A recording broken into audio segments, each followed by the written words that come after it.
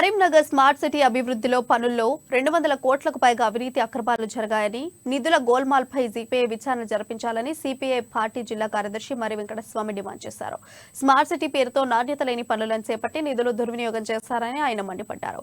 గత ప్రభుత్వంలో మున్సిపల్ శాఖలో పెద్ద ఎత్తున అవినీతి జరిగిందని, కరీంనగర్ మున్సిపల్ కార్యాలయ సిబ్బందితో పాటు మేయర్, మాజీ మేయర్, పలు డివిజన్ల కార్పొరేటర్లకు ఇందులో భాగస్వామ్యం ఉందని ఆరోపించారు.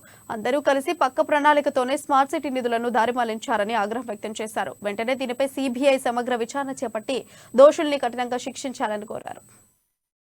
సమ్మయ్య గారు, సృజన్ గారు, సురేందర్ రెడ్డి గారు స్టార్ట్ చేద్దామా?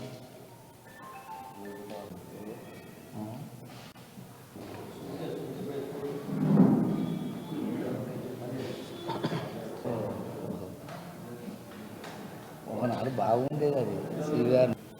సిపిఐ జిల్లా నాయకులు, కార్యవర్గ సభ్యులు టేకుమల్ల సమ్మయ్య గారు, సృజన్ గారు, సురేందర్ రెడ్డి గారు, అదేవిధంగా కిన్నర మల్లక్క, పైడిపల్లి రాజు, తర్వాత ట్రేడ్ యూనియన్ నాయకులు, మీ అందరికీ లాంగ్ స్టాండింగ్ 10 సంవత్సరాల నుంచి కూడా తిష్టేసుకో